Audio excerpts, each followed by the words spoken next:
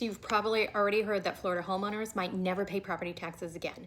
Governor DeSantis just unveiled a plan to eliminate property taxes on primary residences, and it could affect millions of Floridians. Here's everything that you need to know about this. Hey everyone, welcome back to my channel. Today I'm going to break down DeSantis's property tax plan, what it does, who it helps, who it doesn't, and why it's sparking a massive debate across the state.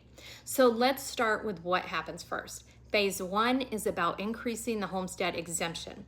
That's the amount of your home's value that's shielded from property taxes. So right now that exemption is at $50,000. Under this new plan, it would jump up to $250,000.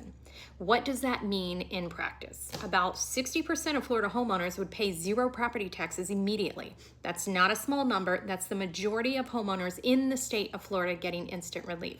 But phase 1 is just the beginning. The long-term goal is to eliminate homestead property taxes entirely. The plan would require legislature to keep raising that exemption on a schedule until it reaches zero. As a benchmark, a $500,000 exemption would already cover about 92% of Florida homeowners. So we're talking about near total elimination of property taxes.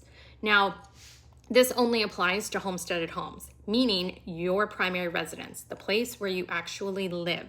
If you own an investment property, rentals, Airbnbs, second homes, commercial real estate, this does not apply to those. Those properties would continue to be taxed as normal. A few other things worth noting. The plan also includes caps on local government tax increases. There's a catch for new Florida residents. They may have to pay property taxes for several years before qualifying for this new exemption. And the state would use grants and funds to help local governments replace the revenue that they would lose.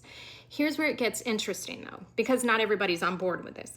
Critics point out that local governments depend heavily on property taxes to fund the police, fire departments, schools, roads, parks, libraries, and much more. So eliminating that revenue could blow a massive hole in a local budgets with no clear replacement plan.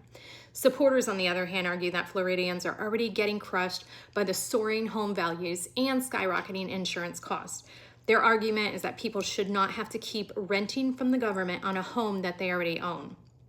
Both sides have a point, and that tension is exactly why this is such a big deal. So how does this actually become a law? There's 3 steps. First, the legislature has to approve it in a special session. Second, it gets placed on the November ballot. And third, and this is a big one, it needs 60% voter approval to pass. As of right now, this is not a law yet. Florida voters will ultimately decide. So there you have it, one of the most sweeping property tax proposals in Florida history.